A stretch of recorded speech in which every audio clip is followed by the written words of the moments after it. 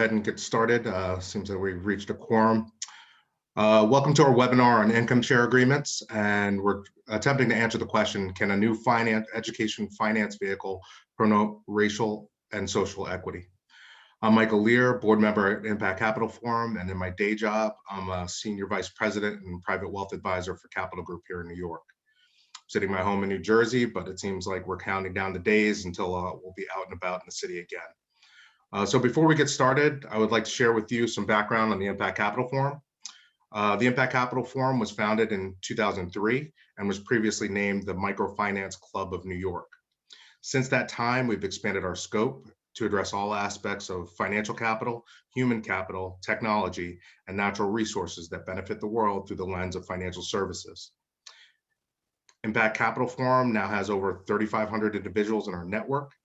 Most members are professionals with a background in financial services, financial inclusion, fintech, and however, membership is open to anyone who supports the club's mission. We host approximately 25 events per year on a wide range of topics relevant to impact investing and social enterprise. And as a matter of fact, next week, we'll be hosting a conversation on going green and making green, and that'll be held on May 20th, and hopefully you can join us for that as well. If you enjoyed today's discussion, and I'm sure you will, I encourage you to consider membership. It's a cheap and relatively easy way to support our community. So for today, we've chosen a little bit slightly different structure for some of you that have attended ICF events in the past. We're going to spend a little bit time grounding everybody in income share agreements. So we're going to go through income share agreements 101, where Jim Cortland from the Outcome Group is going to walk us through that. We'll then be joined by U.S. Senator Todd Young, who's going to offer a keynote address for the panel. Then we'll move on to the panel discussion, where Michael Stynes from the Jain Family Institute will lead a discussion with our esteemed guests. And lastly, we'll save some time for Q&A at the end, but be aware that throughout the discussion, you'll be able to use the Q&A function to add questions as we go. And so with us today, leading the discussion is going to be the Outcome Group. The Outcome Group serves the ISA community in two ways. They help educators by supporting those who are dedicated to building a proven pathway to students' professional success. The ISA programs for Outcome expand student access by eliminating funding gaps and providing comprehensive borrower protections.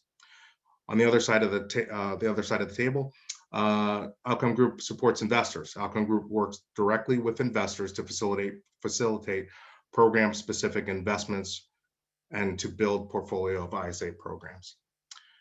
So with that, I will hand it over to Jim Cortland, the CEO of Outcome Group, to walk us through ISA's 101. Thanks. Great. Thank you, Mike. I will share my presentation. Hello, everyone. Thank you again for joining us today. As Mike said, my name is Jim Cortland. I am the CEO of Outcome Group. I know that probably many people joining this call are already familiar with income share agreements or ISAs. However, for some, this may be the first time you're learning about them. So before we hear from Senator Young and our panel of ISA experts, I'm going to provide a short overview of ISAs, starting with a discussion on some of the systemic issues that ISAs can help address, then moving on to the fundamental features of ISAs, and finally addressing the application of ISAs as an impact investment. So briefly to provide a little background as to who Outcome is and our role in the space, as Mike touched on, Outcome is an impact investment firm specializing in income share agreements. We help educational institutions build, structure, and manage ISA programs and help investors deploy capital into programs that have attractive impact and return characteristics. We also invest our own capital into ISAs. It is our view, as you'll hopefully see fleshed out throughout this event, that to succeed as an investor in ISAs, you have to be tuned into the complexity of student experiences under income share agreements, as well as the impact that ISAs can create. So before we delve into ISAs, it's worth discussing the US macroeconomic and higher education backdrop that ISAs are emerging from. So post-secondary education has always been a critical driver of economic mobility and economic growth. However, the system today is not delivering for students or the economy broadly, as is illustrated by rising socioeconomic inequality, as well as labor supply shortages across a number of sectors. Now, We believe that three underlying issues have contributed to the current crisis. First, increased cost. The average price of post-secondary education in the United States has skyrocketed in the last 30 years, far outpacing broad-based inflation measures. The second issue is program quality.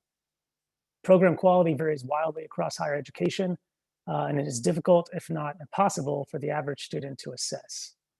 And the third issue is the uncertain outcomes students face when pursuing higher education.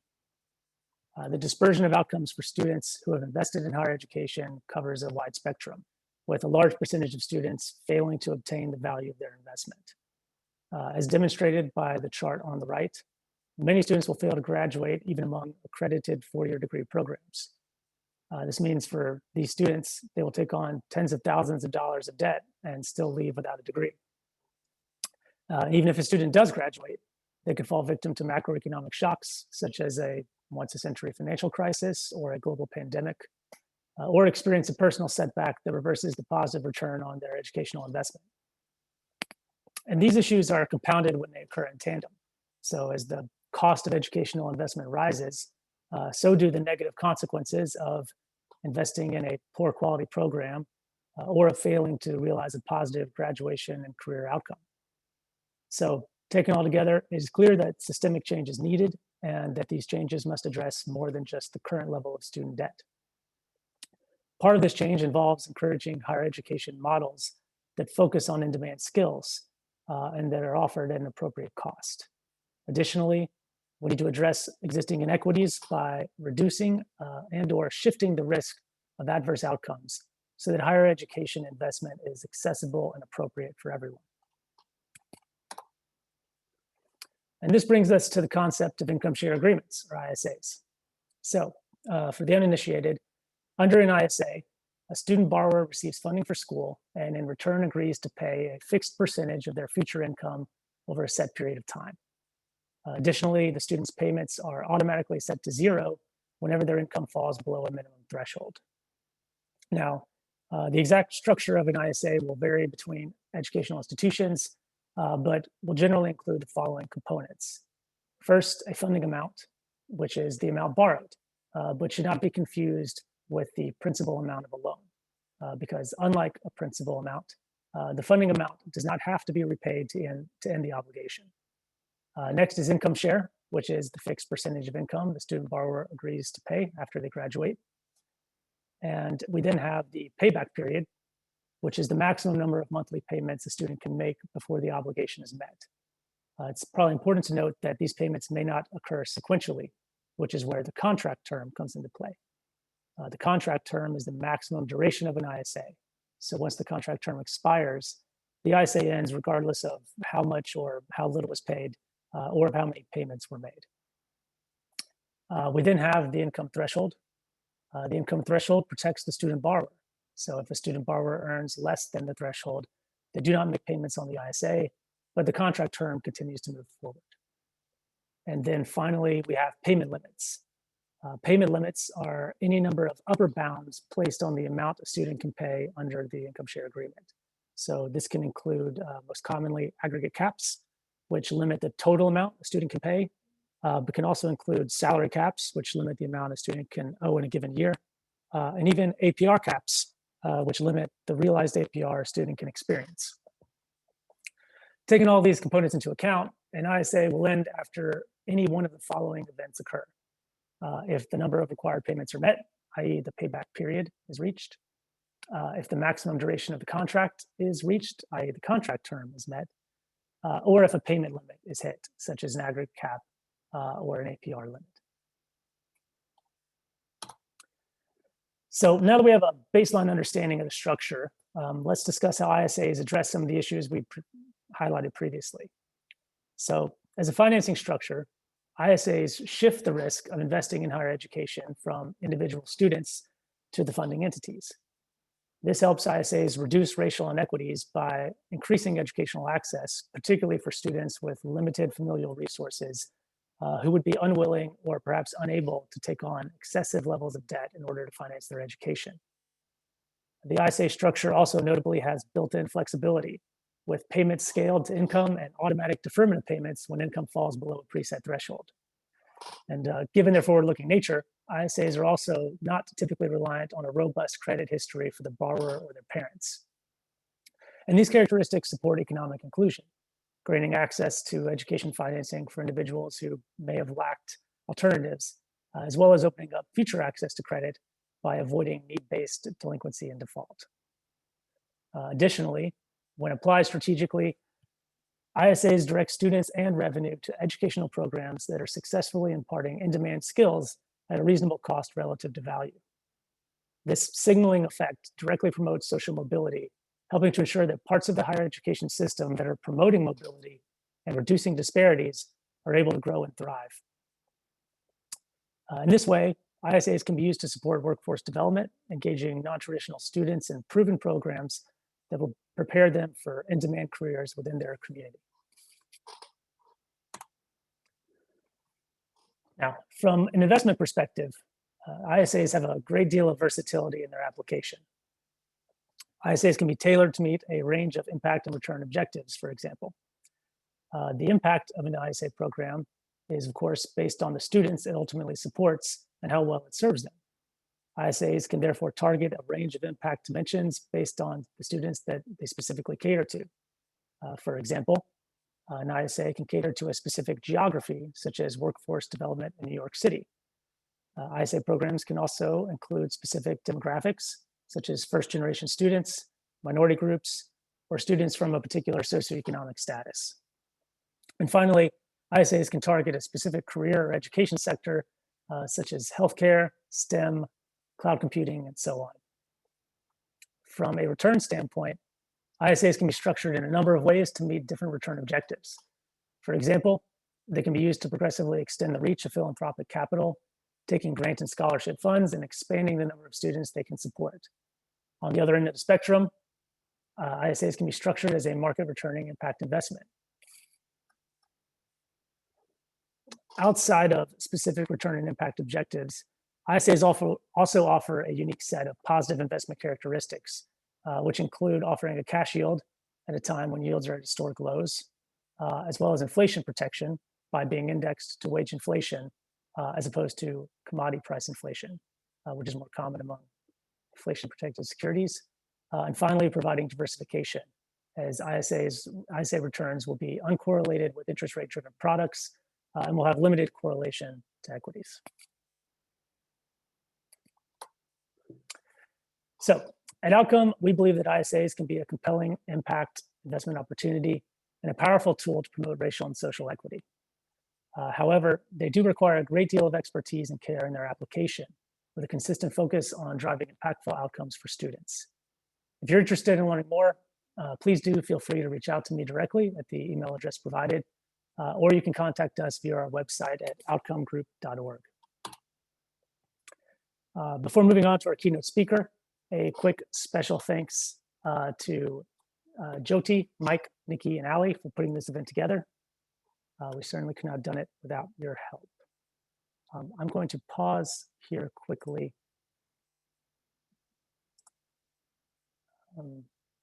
Just to confirm, Ali, it looks like the sender is running a little bit behind. So perhaps, Michael, perhaps we can dive into the panelists and let you introduce the panel, and then we can kick it back to the sender once he arrives from his meetings. Sure, thanks, Jim. And thank you to all the thank yous Jim just made. Thank you to Mike and to ICF, and of course to Jim and Outcome as well for hosting us today. I'm very excited for us to discuss the racial and social equity dimensions of ISAs. And to do so, we are fortunate to have an investor, a servicer, an analyst, an education founder, and a policy expert. So I hope that we, as a panel and also with you all, can start to build a comprehensive answer to these important questions. Panel, in no specific order, we're joined by Jacob Haar. Jacob serves as a managing partner of Community Investment Management and leads the firm's investment and operations activities. CIM is an early investor in ISAs, backing up to 100 million of Kenzie Academy's ISA program. Balaji Rajan. Raj is the CEO of a group of Fin EdTech companies, IonTuition, and Meta app, serving colleges, students, and families. IonTuition offers ISAs as the nation's newest and most complete ISA program manager and servicer. Jukay Su. Jukay is the co-founder and CEO of Pursuit, a social impact organization that identifies and trains adults with the most need and potential to gain their first tech job. Pursuit offers ISAs to its fellows, known as the Pursuit Bond. Ethan Pollack. Ethan is the director of Financing the Future initiative at Jobs to the Future. Prior to joining JFF, he led research and policy at the Future of Work initiative at the Aspen Institute, authoring the recent ISA paper, Can Student-Centered Income Share Agreements Improve Economic Opportunity and Equity? And lastly, we have Nora Delaney from the Outcome Group. Nora is the quantitative social scientist at Outcome and is responsible for modeling and program design. She wrote her master's thesis on ISAs titled Dynamic Earning Simulation for Income Contingent Student Loan Programs. And very last of all, I'm Michael Stynes. I'm CEO of the Jain Family Institute. We're an applied research organization based in New York City. In our ISA portfolio, we focus on analytics and research, as well as pilot and policy design. Most recently, we structured the Student Freedom Initiative, which is a $100 million and growing fund for the HBCUs, along with Robert Smith. So this is our panel. Jim, would it be best for me to jump into it, or should I hand it to the senator? I think he needs a few more minutes. So why don't we kick off with the first question, and I'll hop in and rudely interrupt you when the senator's ready. Great. Okay, sounds good. Ethan, I wanted to start with you. Before we delve too deeply into the impact case for ISAs, I wanted to ask if you could give us a picture of the industry from the impact side. So there are a number of programs that are expressly designed to address racial and social equity. Can you talk us through some of those and also through the broader landscape? Yeah, certainly. And first off, thank you to Outcome for inviting us to this great panel. Excited to hear from the senator as well in a little bit. So there are, I think that Jim's intro did a great job of looking at kind of the larger landscape. I'll dive a little bit into some of the kind of more impact and philanthropic models. The first is kind of a fully philanthropic model. So this is one in which the ISA is used to really stretch and not fully recover the philanthropic funding. The Colorado Mountain College Sueños program is a great example of that. It provides ISA financing to DACA recipients, and it's really intended not to fully to pay back. So either students are going to pay back just what they financed, or they're going to pay back something less than that. There's another model called an evergreen model.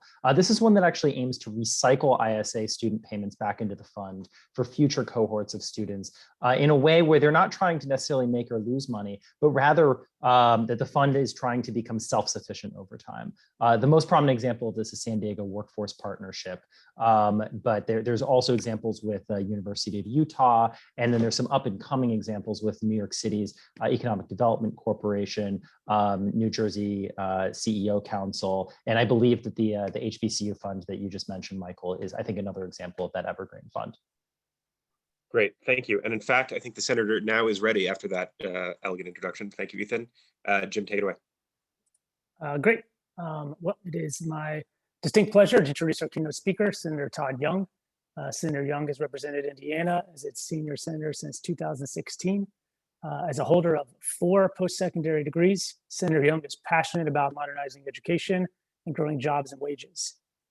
In 2019, along with Senators Mark Warner, Marco Rubio, and Chris Coons, Senator Young introduced the ISA Student Protection Act to improve an innovative financing tool for students pursuing post-secondary education. So Senator Young, if you're ready, over to you.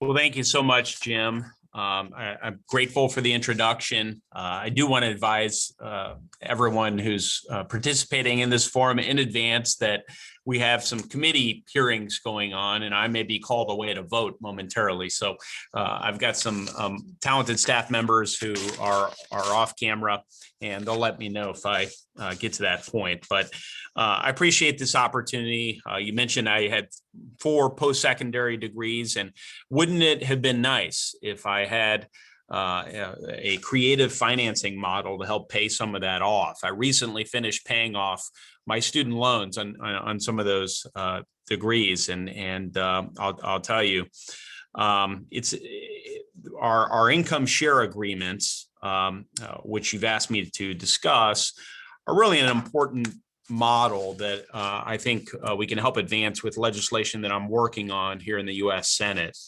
Our higher ed system, by many accounts, is in crisis, a word that may be overused in our public discourse, but I think that's a fair characterization. When you have $1.6 trillion in outstanding debt and poor college graduation rates to boot. The public sector, the private sector, and elected officials have to pave the way for innovative higher ed financing solutions. And ISAs are one of those potential solutions that will make sense for our students. They are a pay-for-success financing model that ensures students don't make payments unless the school has actually delivered value for them. They don't burden taxpayers or rely on the federal government for bailouts. Not everyone goes to school just to get a job with a good salary, and I recognize that, but many do. And students want to know what they're getting, that they're going to get what they're paying for in those instances. They want to make sure that they have a good paying job on the back end as a result of that degree completion. Unfortunately, student loans require payments plus interest regardless of the outcome. With an ISA, you only pay if you succeed. From a consumer and student perspective, that makes tons of sense to me. In fact, I have family members who completed a few years of a 4-year degree. They have no sheepskin to show for it. There's no signaling device that advantages them in the marketplace. And these are working class family members that are having a tough time making these debt payments, and they're upset with this. And when I present the ISA model to them, they lament that that option wasn't available to them. So my legislation, the ISA Student Protection Act, is the first ever bipartisan ISA legislation in the U.S. Senate. My bill sets a floor so that students making less than 25 grand don't make payments. The bill also clarifies the tax treatment of ISAs and explains how different consumer protection laws apply to the instrument. I also inserted disclosure provisions to provide the utmost transparency for students. Increasingly, bipartisan members of Congress and stakeholders are highlighting the potential of income share agreements. And with added consumer protections, ISAs can really open doors for students who are in need. The ISA community, if you will, has done a really good job so far of self-regulating and trying to create best practices. But the best thing we can do to make ISAs accessible is to build support around the ISA Student Protection Act so that no bad apples create a bad name for the model. I'm working with my co-lead, Senator Warner, as well as Senators Rubio and Coons, to reintroduce our bill this Congress. So that should be coming fairly shortly. I'm really encouraged that students are starting to access ISAs across the country.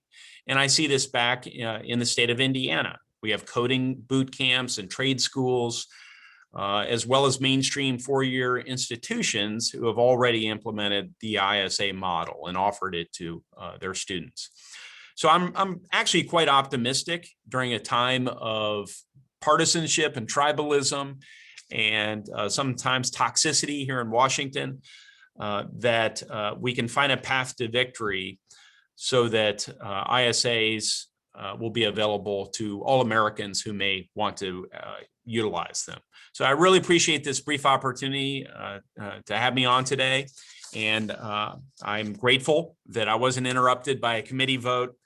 And I look forward to working with all of you, receiving any critical feedback you might have, and hopefully encouragement, not just of my own efforts, but encouraging my colleagues to engage in this issue and sign on to the legislation. Thanks so much.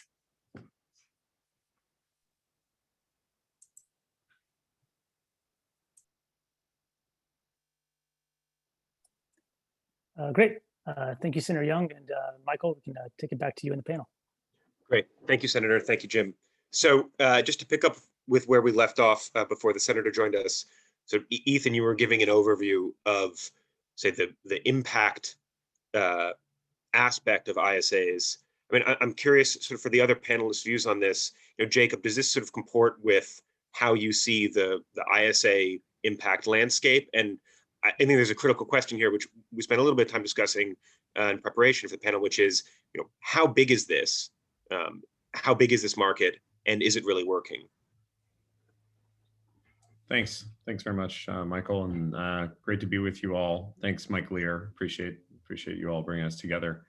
I mean, I think the market is fragmented into a few different areas, and that also relates to, from a policy perspective, why we see such contrasting views, right? A lot of where I would say impact investors have been focused on income share agreements have been more with respect to workforce and not so much thinking about a replacement for Title IV financing for your colleges. When we talk about income share agreements, often they're just lumped together. Certainly, the bill that Senator Young was just speaking about, the ISA Student Protection Act, was trying to cover all of it. And it's one of the reasons that it didn't advance further than it did, and why, although I appreciate the senator's optimism, there's a lot of opposition to income share agreements from people who are trying to reform student financing and make student financing more affordable at the college and graduate school level. So I think, it is important to break it into the different goals that we're trying to use ISAs for. Senator Young mentioned for-profit type of boot camps, for example, and I know we have a few different organizations that are represented here that can speak to that in more detail. But I think from an impact investor's perspective, like, why would we, an impact investment manager who's interested in supporting innovation in lending to try to better solve the pain points for the underserved, why would we be interested in income share agreements? And in fact, we've done a couple of income share agreement financing transactions.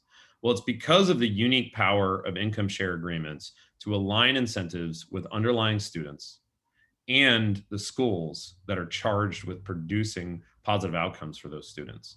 And it's particularly relevant for those who are left outside of credit tools, so that they can potentially be backed based on their capabilities, as opposed to only being limited by the opportunities that they've been dealt up to this point in time. And so for that reason, and especially as it relates to workforce education in the midst of a COVID pandemic, ISAs, we believe, have a lot of potential to potentially to achieve some of those goals. At the same time, there are hurdles from a regulatory perspective, and there are a number of different actors, some of which are great and some of which are not. And so I think it's important to also, break apart different approaches, et cetera. But for impact investors interested in getting education financed for many folks who are left outside of the system, ISAs are an incredible platform to try to drive that agenda forward.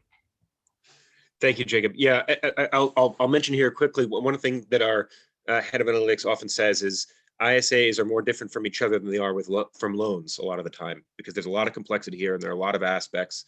And so thank you for bringing in sort of the heterogeneity of the ISA space. Given the talk about workforce and programs, I feel like I have to bring in Jukay here. Can you talk a little bit about how the incentives that Jacob mentioned are aligned, and what that looks like in the ground, sort of in the experience of the students that you work with? Yeah, definitely. Thank you, Michael.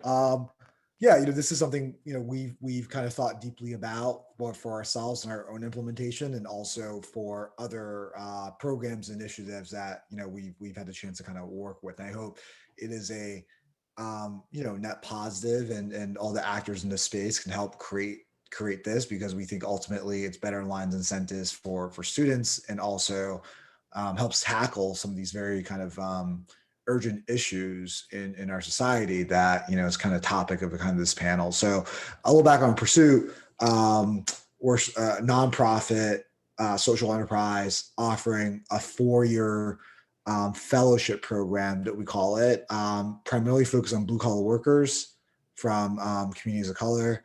2/3 of Americans don't graduate from college.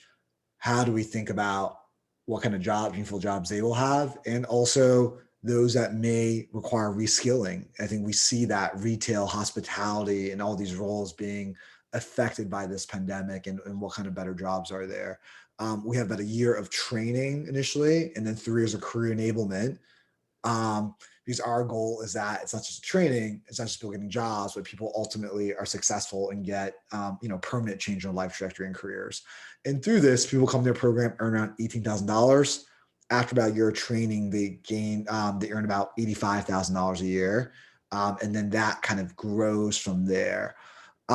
So originally for us, the ISA, we didn't think about it necessarily from a kind of a business perspective. We were interested in how to be self-sustaining so that we can tackle this issue of reskilling at scale. When Ethan has alluded to those like different types of, whether it's an evergreen program or one, or like what the goals and purposes are. I think initially, the problem that we saw is around, well, one, a lot of workforce development, unfortunately, is not effective. 2, there's very poor data on actual outcomes. And it's not just training, and it's not just like, do people complete training or people get jobs, but ultimately what happens to people over multiple years. And then 3, talking about the issue of scale, how to access financing. The vast majority of workforce training providers are nonprofits. And they lack access generally to capital markets. So, and the market for philanthropy on workforce development is relatively modest. It's about $28 million in New York. So I think for ISA is really solving all of these kind of problems. And if it's designed the right way, how we choose to design it is that in recognizing the audience we're specifically focused on is that everyone is better off at the end of it. So either you don't pay anything or you're better off from both an immediate income standpoint. We look at the tax burden people have, and then also whether or not people lose public benefits, non-cash contributions. So I think there's multiple lenses to look at this, and it's a complex issue. But I do think there's a way in which to do this where you're not burdened by student loans, especially if in an industry whereby in workforce development, it's unclear the effectiveness of them, and disadvantaged communities may take that on without knowing, and are further burdened by ineffective training and bad outcomes. Jukay, that's great. Thank you. I wanted to turn to you, Raj, and ask, a lot of the discussion around ISAs, and this happens with new concepts as they're introduced in the public discourse. A lot of the discussion is, are ISAs good or are they bad? Jacob introduced the very important point that there really is not quite such a thing as ISAs proper. There are organizations like Jukay's that they started mission first and got to an income contingent structure. And then there are other organizations that are like Raj's that are servicing ISAs in a variety of different programs. My question to you, Raj, is can you help us locate ISAs in the broader sort of higher ed financing, workforce financing system? Because the question, of course, is not really are ISAs good or bad, it's are they better or worse, and what trajectory do they put us on in those systems? So if you could talk about really, the contrast with the alternatives that students and recipients face. Sure. Thanks everybody for having me. It's very exciting to be in this panel. So I've spent 31 years collecting student loans, defaulted student loans. I've spent 12 years servicing students to not default or become delinquent on their federal student loans. I've never done private loan servicing. We kind of stayed away from that, particularly because it was between 2004 and 2010. We never got into the business. So here's the contrast between federal student loans and ISAs. We don't have enough data on ISAs, but here's the success, or it'll be a gentle slap for the Department of Education. I'm not trying to make enemies here, but when you look at higher ed until 2000, it kind of worked for us, right? Federal funding worked. Average balances were under $10,000. People went to college. We graduated at mass. People got jobs and everything else. When the globe changed, the economy changed. We were internet-based. We were different. We needed coders. Y2K happened. We took all the jobs to Bangalore. to do the Y2K programming in that panic. But when you look at what's happened over this time, it doesn't work for us anymore. Federal financing for college doesn't work. Let's look at just from the servicing perspective. Default rates of students that entered the cohort in 2003, 2004 is 18%. That's all borrowers, whether you graduated or not. Of those borrowers, Black, African-American, Hispanic, Latino are 32% and 20% respectively. They default. When you look at just the 2011, 2012 cohort, and if you were not a completer in student loans, if you didn't complete your education program, it's still the same thing. In the last 10 years, Black, African-American, or Hispanic, they default at 32 and 20%. It's because servicing is not the cure. It doesn't matter what you do with servicing, you have to have benefit from your education in order to pay it back. I don't care whether you call it income-driven repayment, income contingent repayment, loan consolidation, where you move the money from this pocket to this pocket and call. In federal accounting, it's, hey, look, we're making more money. No, you're not. You're just adding the interest to the principal and you're calling it profit. It's not profit. We know that now. So the whole point of servicing the student better doesn't help. It doesn't cure the problem.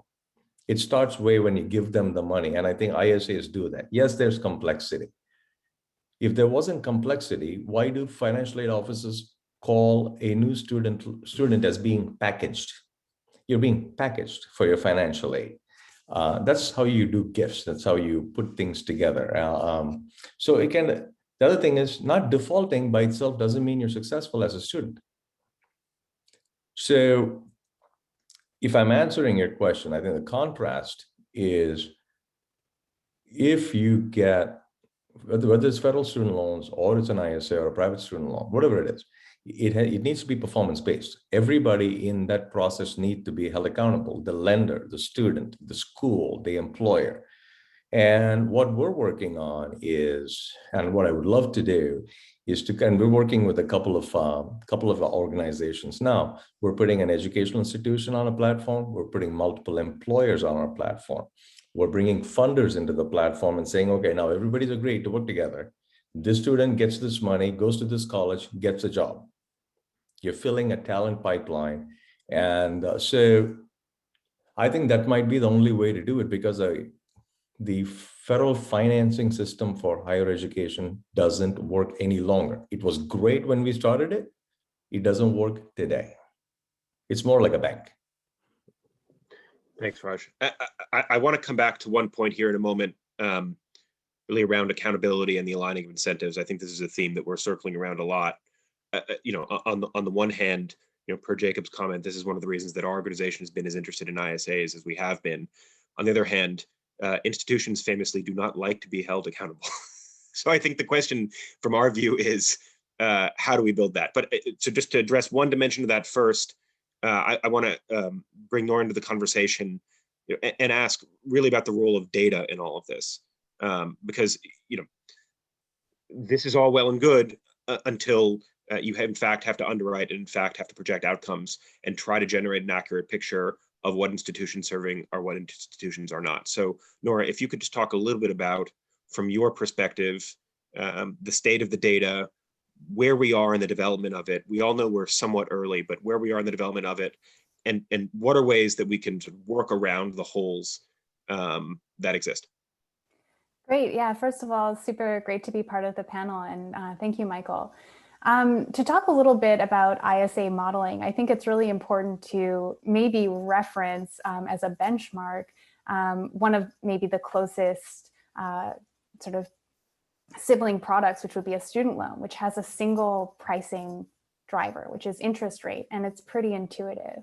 By contrast, when we think about ISAs, in many ways, they're actually a little bit more like an insurance product. I think among the ISA industry, a lot of the values are about protecting students and ensuring them against adverse labor market outcomes, whether that be that their degree didn't pay off or that an otherwise successful student happens to go through a period of unemployment. And when we're thinking about that, we have a range of levers that we can pull, like income threshold, like income share, like payment caps and payment term, to kind of moderate what student experiences are going to look like. Part of the challenge is that when we start to think about ISA designs, there might be a range of designs that are interchangeable to meet a given return objective, but they might have very different characteristics from a risk standpoint and also from a student experience standpoint. And part of what's really important about how we can measure that is that we need to have an effective way to simulate student career trajectories. Students, even in a program, they might go on and have hopefully a pretty tightly bound set of outcomes, but some students aren't going to graduate. Some students aren't going to get placed right away. Some students are going to have noise and variability and uncertainty as they move through their career. And we need to have a good way to simulate that so that we can evaluate programs. I think Michael mentioned that we are really early in the process of building a data pipeline for ISAs. Part of the reason for that is we'd really like to have longitudinal data about our borrowers over time, and we simply don't because we're a new industry. It's starting to come in and it's starting to inform ISA designs, but we're not there yet. In the meantime, I think we have to be really smart and a little bit scrappy about how we are putting together our data pipeline, whether that's public data sets about employment and earnings profiles for a given industry, public educational data sets about continuation and continuation timelines for students in specific programs, resume data, unstructured data, qualitative data, information about which labor market sectors are growing and how fast. And we need to string that all together so that we can create a reasonably nuanced model so that we can test some sensitivities and really start to get a sense of dispersion and risk, and also student experience around a given ISA design. Nora, thanks so much. So, we all are agreeing a lot right now, and I want to try to generate a little bit of disagreement to draw out some of the issues here. The theme here really, we've heard, to summarize very briefly, the impact case in favor of ISAs. It's to say these are aligning incentives better. They're forward-looking, which is not something we've talked about a ton, but I think we're all familiar with that concept, and that's an attractive concept that we're looking at a student's or recipient's future and not at, say, their family wealth and their past credit history. So, those are 2 points in favor of ISAs. I want to introduce one other concept, which is, we brought up complexity, and to say specifically what that means. With loans, the way that you compensate an investor for risk is by charging a higher interest rate, and that's more or less, maybe barring in a more aggressive servicing posture, that is the only sort of risk protection and way to manage risk an investor has besides pooling. With an ISA, you have a whole host of other variables. You have thresholds, you have caps, you have the percent per 10K that you can charge for an ISA. You have all these other levers that you can pull to manage risk that do not involve price. And so that abstract feature seems like a potential vector for equity to us. I want to ask, beyond those arguments pro, what are the arguments against? And we all who've worked in this space have heard them. I'd love to hear from sort of each of our perspectives on this question, maybe starting with Jacob. And to the extent that you're comfortable, I'd love to put you on the spot and ask, because this industry from a capital perspective is not that large yet, especially against need. And so you and CRM are a market leader here. How did you make the case? How did you convince CIM? How were you convinced? What brought you to the point that you're at, and what changes in the space are going to bring you past that point? Yeah, happy to be put on the spot here, and we'll generate some controversy. I think, well, one, I would just say we're not convinced. Like, we're still not convinced. I think we're very early on in what we're seeing, and especially this point that Nora, you're making, which is a great one around the lack of data and looking at various different proxies. But we're also dealing with human behavior. We're dealing with access to information and consumer protection, student protection, right? And so, I mean, certainly some of the criticism that we've seen, which, is that these are extremely complex products, which I think, Raj, you made a good point around talking about how complex student financing is. But when you see schools that are directly marketing, saying things like, you can attend our school without loans or without financing, that raises a lot of questions, because these are complicated instruments. They are, I agree with you, Nora, that they're insurance, their debt. I mean, all lending in many ways also has an insurance component, because you're pricing risk based on people paying and some people not paying, and what you have to charge to have the pool ultimately makes sense. So, I think Ethan is probably the best person to take us through a laundry list of all of the criticisms of ISAs, because I think he spent the last 3 years of his life collecting those items. And I'd point to him for some of those. But I do think, look, like ISAs, we got comfortable because of the school that we were working with. It was a school, Kenzie Academy, that reached significant underserved students in rural America. I see there's some questions from the audience about addressing the racial wealth gap. Well, absolutely. I mean, ISAs can be a great tool to do that. At the same time, like all innovation in finance, the system is fundamentally broken, which is why we need innovation. But we also need to make sure that innovation doesn't just create new and exciting ways to rip people off. And so what that means is you have to accompany that with policy and with protection, and also with the right structuring. So among the investor community, we've got folks who are trying to recreate, high yielding CDOs and CLOs structures from sort of Wall Street players who see this as a great opportunity to extract more yield out of students. And we also have investors who are very impact oriented, and the devil's in the details. How are we structuring it? How are we aligning incentives? Do schools actually care about creating good outcomes for their students? Or are they getting paid enough that they don't care? So I think you have to, it's very specific in terms the use case for the ISA, the type of players, the alignment of interest, all of these factors.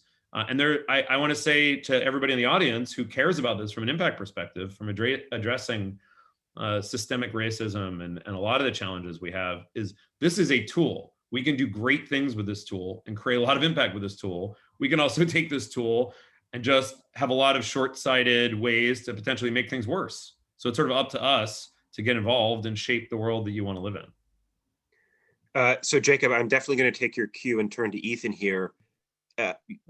What are the prospects for policy? And in your view, does this really look like a refreshed picture of consumer protections?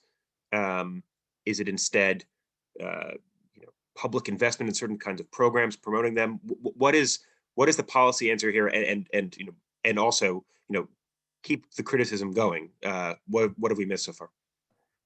Sure, I'll start off with a bit of the criticism, and first you asked actually, how did we get kind of comfortable with this model? Yes. The way that I got comfortable with this model, which I recommend everyone else who's interested in ISAs do, is to really listen to everybody and really listen to the critics. I find that I don't agree with a lot of the conclusions that the critics make, but I find that there's a lot of truth in their criticisms nonetheless. And so listening to them and really keeping an open mind and understanding kind of trying to weed out the truth in those criticisms, I think is really important. We did, as Jacob alluded to, in 2020, when I was at Aspen Institute, we did a very intentional kind of engagement of stakeholders across the spectrum, including a lot of the critics, and ended up in the Michael, in the paper that you mentioned, having a list of kind of like, here are some of the benefits that we've heard, but here's also really some of the risks.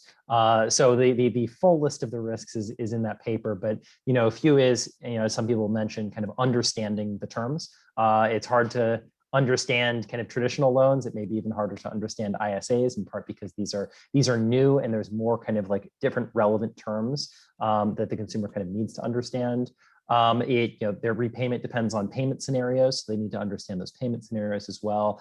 There's really no good way of comparing ISAs against each other, let alone comparing them to loans. The comparison to loans depends on kind of specific assumptions around how much you're going to make once you graduate, once you complete, and students may not have enough information to know that. There's some collection practices concerns that I think are similar to the concerns that are around traditional loans as well, including kind of acceleration clauses, which I understand may be necessary, but at the same time I think that is one area that could potentially be abused. Overall, I think that totally agree with Jacob that this is a this is a tool that can be used for good or for ill. And a lot of the promises that are made around ISAs, I think, are not they don't happen automatically. They are entirely contingent on the details of the specific contract and the broader business model around the contract. To your point about policy, I do think that there is, as Senator Young mentioned, there is going to be some policy, some legislation that is reintroduced. I think that there may be some revisions to that legislation. I'm not sure, but one thing that I think is most important is that we resolve the regulatory uncertainty associated with ISAs, and that ISAs are given an explicit, at the federal level, an explicit regulatory regime under which they are governed. And that's just something that right now, because we don't have that, students are unprotected, but that also makes the investment climate a lot more difficult. And I just don't think that the industry is going to mature and really reach its potential until we've kind of settled that question. Raj, do you have anything to add there on federal policy? I think you're muted. I'm sorry. The three most commonly used words in the last 15 months, you're on mute. I think I said this to the panel when we talked briefly. 3 years ago, my idea, and my idea and my passion, is to get everybody in the ISA in that student's life to take a risk, including the student. You need to graduate in 4 years, not 6 years. 6 years with satisfactory academic progress doesn't make you a genius. So student and blender, everybody needs to take share in the risk. And I was running around the hill trying to get appropriation for a first loss guarantee from the federal government, literally putting back the old FFEL program, but with a 5% first loss guarantee. And the credit reform allows you to do it very cheaply in federal budgeting. And chief of staff of one of the senators said, Raj, I can't give you any money in the budget because I'm fighting against free. So that's one part of it, I think, because while ISAs are new, somebody asked a question on the wealth racial how to address the racial gap. You could pick a program. You can say, I'm going to go to this school in this area and fund these students in this program, and they belong to this demographic, whether it's income or whether it's race or whatever it is. You can do those things with an ISA. It's even more targeted. And something like that is so socially responsible, I think, should have its play, and policymakers should give us some rails and say, operate within these. I still, for the life of me, and I've bought 15 cars in my life, I don't think I understand the lease. I just sign it because I buy the monthly payment. So I'm not saying we should do that to all students, but I think there is a way to pull this together. And what we're doing today, hopefully, and things like this continue to happen. When you have scale, I think there'll be more policy support for it. Not free, but responsible, accountable, performance-based financing. That's really helpful, Raj. I mean, Jukay, you have a unique perspective here because, of all of us, you're really dealing, obviously, with a specific program, being your own, and the students and recipients. What are the lessons there? I don't want you to put you on the spot to write the legislation for us, but what are the lessons that you see in how recipients and their families and their community are reacting to this instrument? And sort of the chattering class can say what it wants, and is certainly going to continue to about ISAs, but what recipients say obviously is arguably more important. So what kind of feedback are you getting, and how can you see that informing sort of the future of ISA development? Yeah, we've learned a lot. We first had our implementation in 2016, and I think for us, it's both on the contract income sharing side with the student, but also as part of our strategy, finance at the same time with impact investors, and how do we demonstrate as a kind of tied model. And I think overall feedback from students is really positive. I think different panelists have highlighted this. It's about really giving people an understanding of what, these are complicated financial instruments, so you know, we've changed how we want to communicate it. Originally was like pay it forward, right? Because contributing to kind of the future growth, but then, you know, really paying for yourself in many ways. And so how do we really dive into all the complexities of the model, right? It's not just what the student is obligated for. And so some things that we implemented through that is making sure, I mean, obviously we really communicate what this means. You can't join a program until you walk through the contract, you acknowledge at every stage what's happening. I know there's a lot of best practice, like giving students a window into, if you're earning X amount afterwards, what are your payments? How does it affect your taxes, especially if you weren't paying taxes before? What's your ultimate take-home pay? So just getting into the details of everything. And I think one lesson learned was that, you know, do we have it as a simple concept, or do we go into all the complexities around actually the backgrounds of the financing?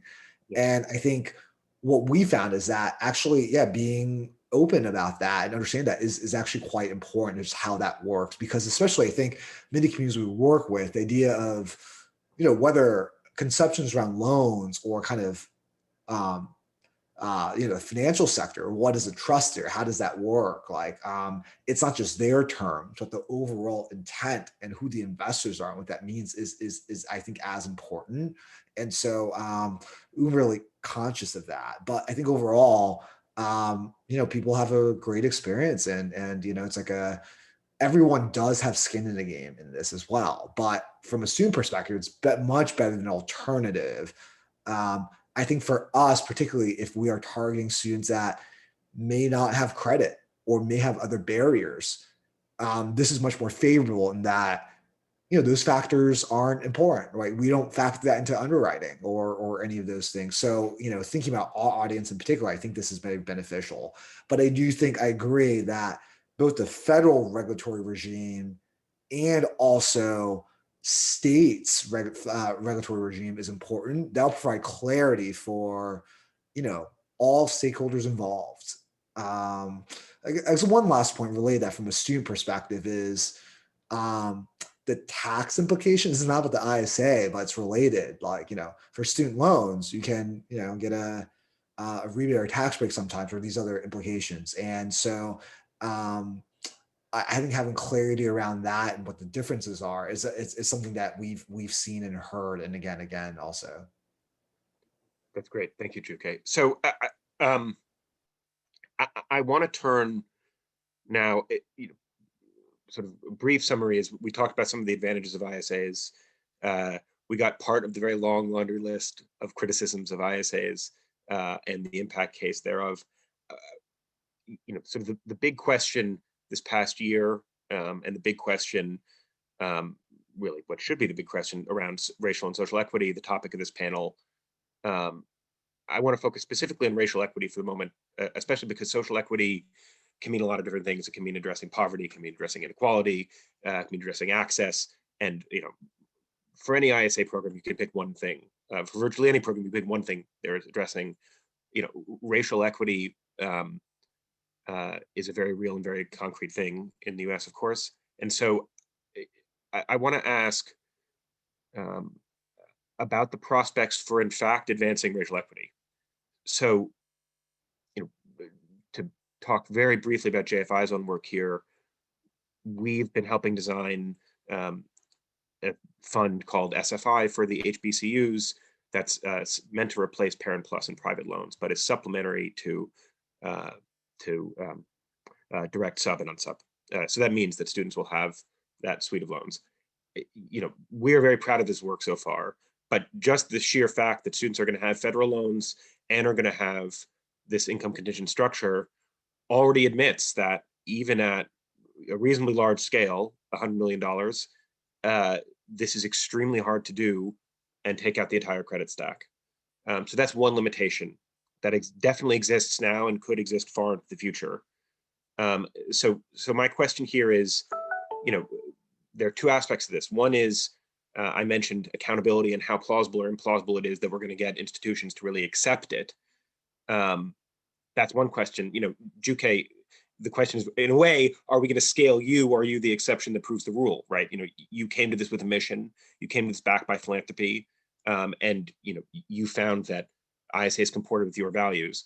And the question for a lot of the rest of the system is, can we sort of shape an entire education system that's not designed that way in a different way? So that's my question, just to restate it, since I've been a little rambly, is what are the odds of, in fact, generating the accountability that we all see here as potential? And two, what to date and what in the near future is the ISA scorecard on addressing racial equity? So I want to talk with all of you about this, but Ethan, maybe we could start, since you have sort of the bird's eye view of the space. Certainly. So, I mean, I think it entirely depends on, as we've said, kind of how the ISA is designed and structured and kind of the business model around it. It also kind of depends on whether we're talking about an ISA that is direct to consumer with that serves multiple institutions at once, or whether it's a single school offering a single ISA tailored to that education. The former category has been getting kind of some criticism for pricing schools differently in a way that that is consistent with, I think, their outcomes, right? So we asked you earlier kind of this question about kind of outcome data, and to what extent should we be holding schools to account for their outcomes? And one of the downsides that there are a lot of schools that intentionally serve underserved communities, serve student populations that have experienced historical and structural discrimination, and that those institutions may look like they have not as good outcomes, but it's not necessarily because the quality of the education isn't as good, but simply because of the population of the students that they serve. I think that is one of the more nuanced and more and I think more persuasive arguments in kind of that ISAs need to be kind of concerned about racial equity. But as I'm forgetting, one of the previous panelists had also mentioned, ISAs, because they have kind of a risk pooling element to them, because they are the repayments are based on as a share of income and have that income threshold, to the extent that we know there's a report out today from the Gates Foundation that returns to education are much larger for white students than for students of color. Yeah. Right. And this has nothing to do with financing, purely the gains to education itself. And so if that's the case, then maybe students who are not benefiting as much shouldn't pay as much. And that means that we need to move away from that loan model where, by definition, everyone is paid or is charged essentially the same amount, and towards one in which there is some type of distribution or redistribution from the students that do particularly well to the students that do particularly not well. If we can accomplish that, then I think that we are then closing racial equity gaps. Right now, the question of kind of like, are we actually seeing that? We're still in really the early stage. So, I think that there's still a lot of information to be, a lot of research to be done. But I know that there's a number of studies that are currently being done right now, some of which may come out fairly soon, that are kind of answer this question a little better. One thing also that ISA providers can do is they can look at their own data, that they can actually do this analysis. And I recommend that all of them should do this. Always look at your data and always be understanding, if you can collect the demographic data for the students, understand, are you having a differential impact? Are you closing? Are you exacerbating racial gaps? And then adjusting accordingly. And if you can publish that data, that would be even better. Nora, I hope you're smiling because I'm about to call on you.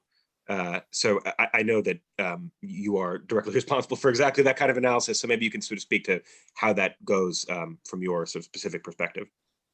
Sure. I think Ethan made a lot of interesting points. And I think, it's an issue that we really need to be sensitive about in this industry. And it's kind of at the forefront of what a lot of people are thinking about. In my view, there are a few things at play. We know that the risks for student financing are substantial for any students in the United States. And we know that those risks, and specifically their costs and consequences, are substantially compounded for students of color and for Black students in particular, who are both more likely to borrow than white students and likely to borrow more by about $3,000 on average. I don't think that there's any one solution that can unravel in full a legacy of differential access and rewards from higher education for Black communities in the United States for generations. I think maybe when I think about ISAs and how they can start to generate accountability, and I want to return maybe at the end of this to some questions about, how we're working with institutions and their data. But I think in terms of ISAs, in terms of immediate characteristics of the industry and of the financial product, I think the first thing is that, as Jacob said, ISAs exist to align incentives between students and investors and schools. And as a result of that, they're a really powerful signal. Right now, Black students are substantially more likely to attend a for-profit college. For-profit colleges have among the highest cohort default rates, and those rates are even higher for students of color who are enrolled in those programs. Students who don't have a lot of resources to dedicate towards their education need to know which low-cost programs are going to catapult them into a stable, remunerative career. If they see that a school is offering an ISA for a particular program, that's a really strong signal. ISA industry is identifying those programs, we are funding those programs, and we are providing students with everything they need to succeed in those programs. And importantly, the ISA industry is thinking about protections for those students. And I think that maybe this is one of the most crucial points when we think about existing disparities. Right now in the federal student loan program, Black borrowers 20 years after enrollment owe 95% of the balance on their original loan amount. That figure is 6% for white borrowers, which is a staggering discrepancy. It should never be the case that a student completes a degree, completes a career, and moves into retirement without resolving their student finance obligation. ISAs as a mechanism include a very clear timeline for students to exit and end the obligation as a function of time, as a function of minimum number of payments made. Regardless of how much they have paid, they could pay zero under a substantially adverse circumstance. And that means that for Black borrowers and other minorities who participate in ISA programs, there is a clear accountability mechanism financially that right now does not exist for loan products. The last thing I would point out in terms of data, because I think this is really important, is the role of completion rates and how they correlate with race. We know that community colleges and other minority serving institutions have low completion rates on average. Part of that is because students are transferring, but a lot of the reason for that is because of funding gaps and wealth gaps, which we know are highly correlated with race. We need to be working with schools to figure out which programs, even to your point, and schools need to be collecting this information at a granular level about which programs are actually graduating students, equipping students with in-demand skills, mentoring those students, and placing those students. It may be that a given community college reports a 30% completion rate to the Department of Education. And that's in a data set that we can find, but that's not the information we need. And it's not the information that's gonna help us fairly price students. Nora, thank you. That is a blockbuster defense of ISAs. I want to play devil's advocate. I want to introduce a criticism that, at minimum, attention that's really at the heart of all of this, which is the demographies that make the impact case, specifically borrowers of color.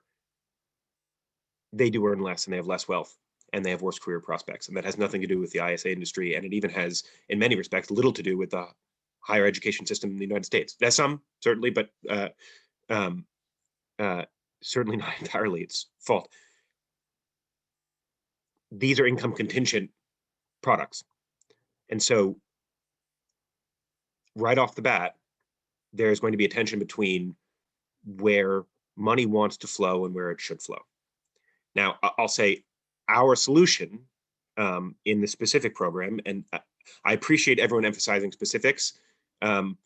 I want to recognize also that nearly all of us are experts in specifics, so it's not an accident that we're doing that. But the way that we addressed it at SFI is we set an APR cap. We said everyone is getting this.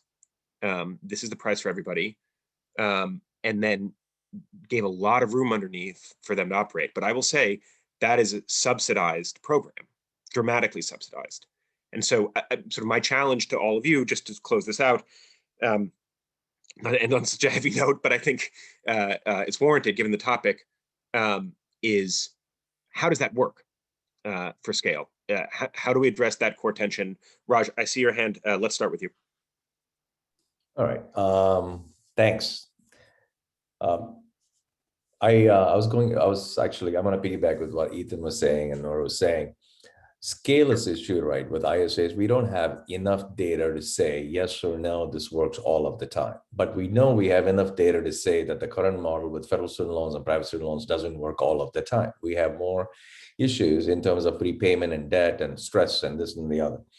What we're doing and we're trying to do, I'll say we're trying to do, and getting ready to work with several partners, is start a national scale program, ISAs on a national scale, because we have the ability to do ISAs anywhere in the country, any state, any school. We're completely state agnostic because we have the ability to do it with federal underwriting approval from the OCC through a national bank.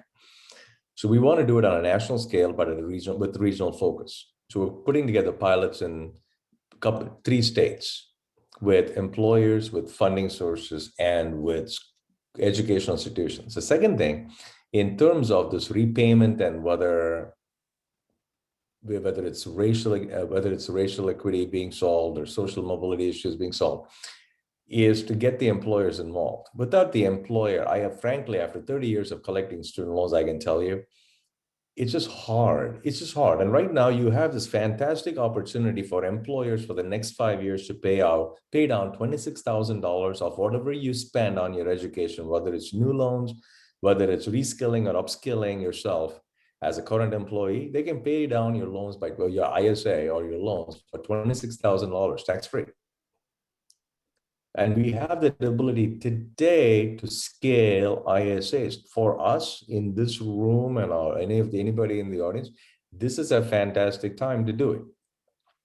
And the third thing I would say is program. What is a program? The program has to have an ROI. Germany, Australia, anywhere else you go, Jukay schools, you go there, you get a job, you make more money. We have schools where you walk into school, 9 months later, you walk out of the certificate program and you make 2 times more income. So I think scale can be achieved, but we need to, and there are ways to do it, but you got to get more employers involved. Thank you, Raj. And have employers participate in the repayment. That's great. And Jacob, do you have a thought here? Yeah, I mean, I think, I completely agree that, look, like a lot of things in impact investing, commercially scalable models are not going to solve all of the problems. I mean, we need philanthropy. We need a lot of different things to come into play here. And exactly, Rod, you were mentioning arguing against, trying to get budget against free. I think fundamentally we need to see significant reparations to deal with this country's history of racial inequity. We're not going to figure it out by having some new innovative aligned financial instrument that's going to solve everything.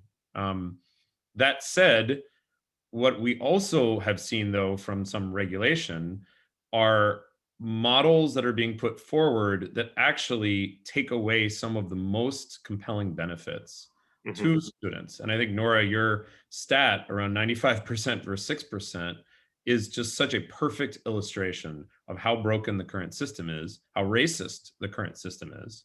And why, in fact, the main benefit of ISAs is that after some period of time, they term out. You do not have to make payments. And a lot of the other instruments that are similar to ISAs, but less aligned with the student's success over the long term, in fact, do not have that same type of forgiveness built into them. And so, I do think that the ISAs are an important tool to, one, start to create alignment and better tools. I do believe that we need philanthropy, and I mean, Jukay, you structured your pursuit as a nonprofit, and I think that speaks volumes around what you're doing. And with the Jain Family Institute and what you're doing with the HBCUs, I think again, like, it shows that there is in fact recognition of ISAs playing a role in trying to address some of these issues. But we're at the very beginning, and developing that data set is, in my mind, the most important thing to come out of this, which is to say, data on education providers, what students are achieving after they graduate. It's an area where schools, whether they're for-profits or nonprofits, have not been held accountable at all. And so ISAs require building up that data set. So the long-term vision here, in my mind, around what ISAs will hopefully create is deeper data and understanding of the scope of our problem. Are ISAs going to solve all those problems? In my view, absolutely not. They can help, they can provide some utility, but we need, our problems are too great, and the inequities have too much history to think that, commercial market-based investing is going to fix all of it. And I say that as a commercial market-based impact investor. Thank you for that. We are now scheduled to shift to the Q&A portion, but we do have a little bit of a buffer. I don't want to cut this topic off because I think it's incredibly important. So if any of the panelists, does anyone want to jump in here and add a final thought, or would you prefer I turn to the Q&A? Great. Okay. So for the Q&A portion, Jim Cortland is going to join us. Let's see if he appears from the ether. There we are. I'm with you. And some of you have asked, I think we have 7 questions in the chat. The panelists have done a remarkable job of multitasking and answering some of them. I'm going to start with those that are, in fact, give me a moment just to look through them.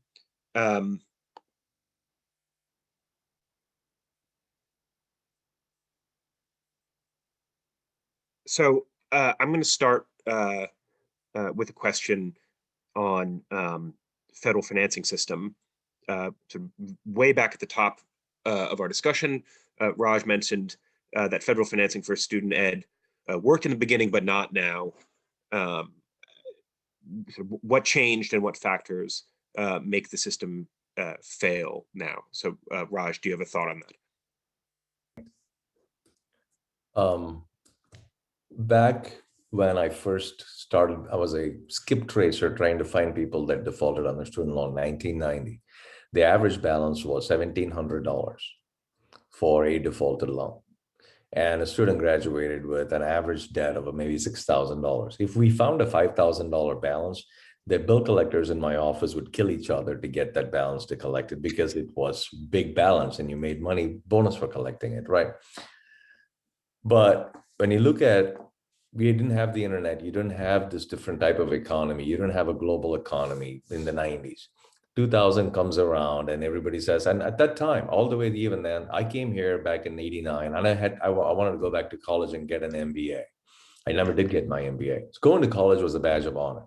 And coming out of a 4-year college with a degree, my son has a degree, was a big deal. In 2000 and going forward, things changed. You didn't need a degree. You didn't need to have a lot of different things. But if you notice, then there were statements that we'll have more college graduates than anywhere else in the world, any other country in the world. Then all of a sudden, you went from 500, the program took 27 years to get to 600 billion. And between 2011 or 2010 and 2014, the program was $1.6 trillion big. So, and outcomes and what you got out of your education, and if you match what am I going to school for, how much will I make, how much will I borrow, and how will I repay it, there was complete misalignment.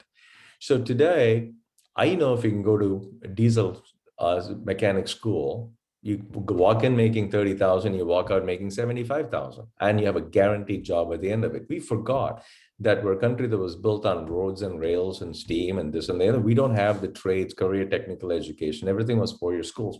So I think we kind of lost it. And federal financial aid doesn't tell you, here's what you should go to, how much you should borrow. They have these websites, College Scorecard and Know Before You Owe and all of that stuff.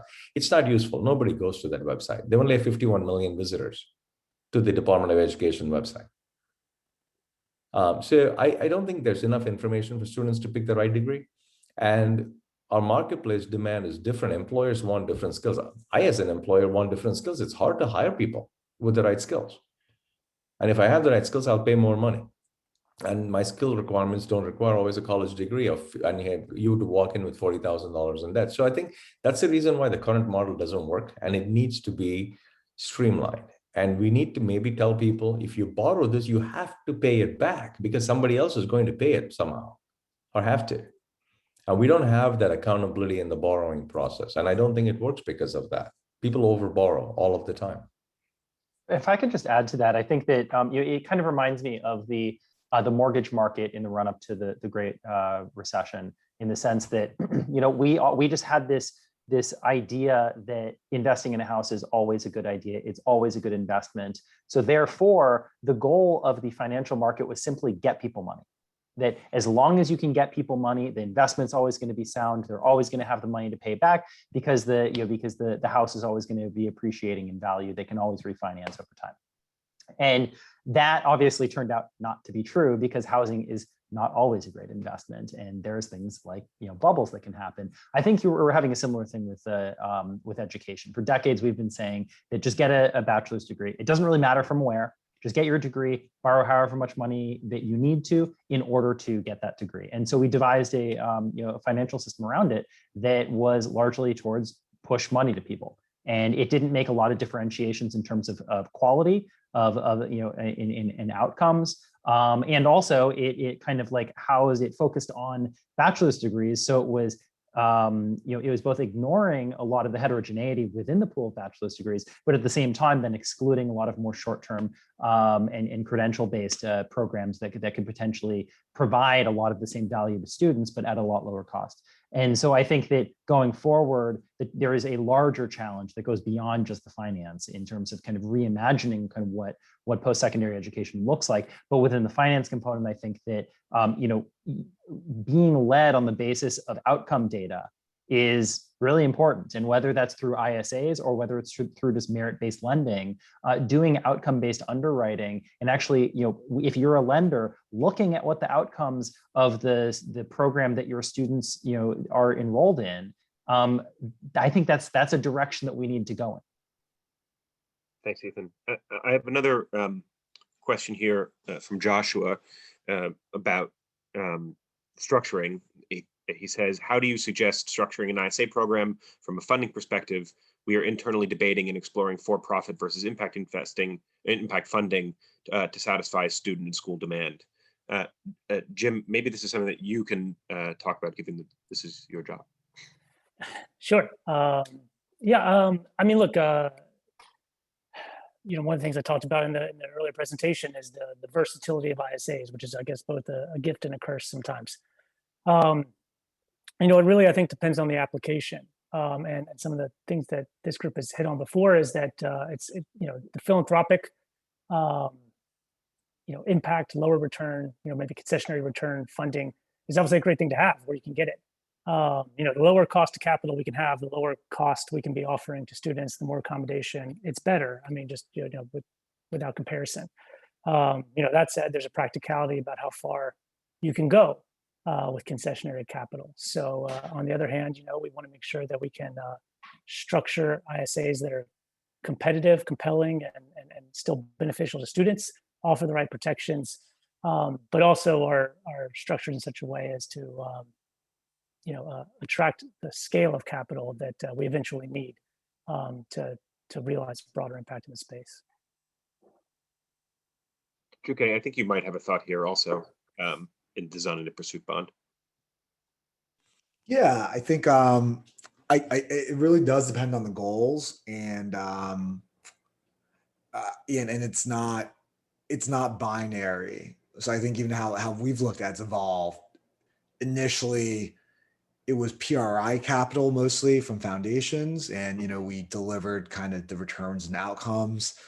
Our goals have been working with the institutional investor, and not just for us on Pursuit Bond, but our goals is around how can other nonprofits adopt this and just have a larger kind of change. So within that, institutional capital, PRI capital, recoverable grants, and philanthropy. There's kind of a capital stack that we've used. So, but that's for a specific purpose that we want to, and there's different return profiles and covenants on that. You know, I think for us, particularly since we're a nonprofit, you know, there's no, you know, backs, like, you know, it's not donor money that's otherwise would be clawed back if we don't meet our obligations. How do we think about that structure and that? So, yeah, I think there's no one size fits all here, obviously, but I think if we can standardize things for institutions, I think that's one of the challenges. It's very bespoke right now, it seems, right?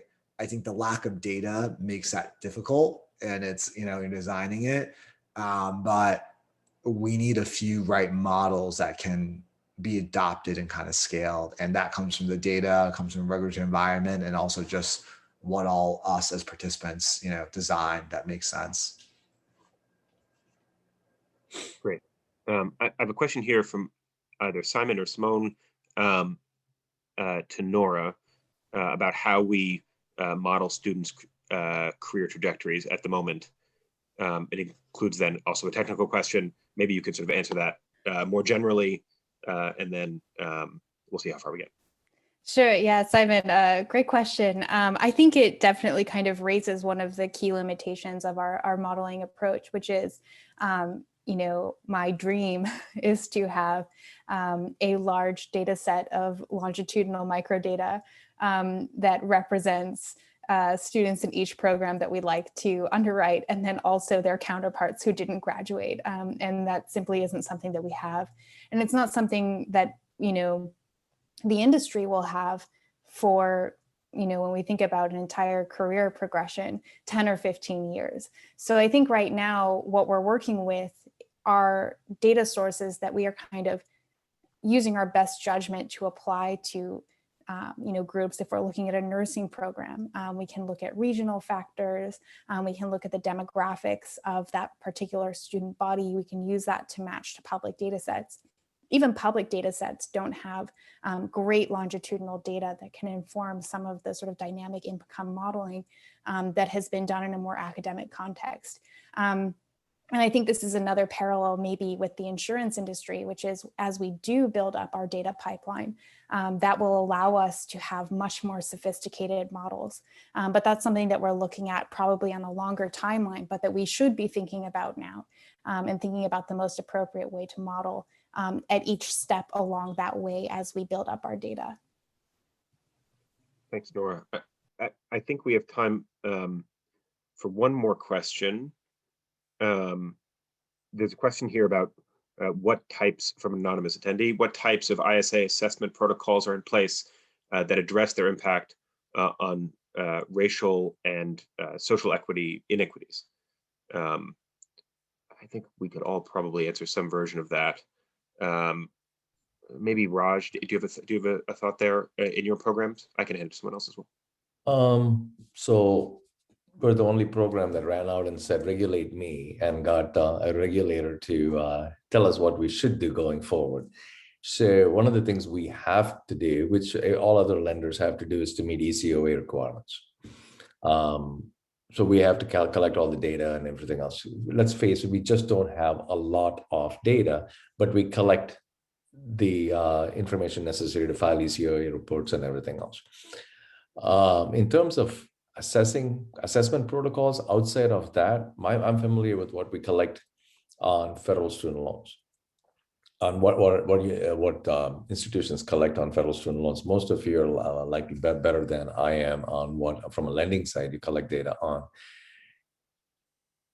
But I don't know how you take that and say these are real impacts on resolving inequities.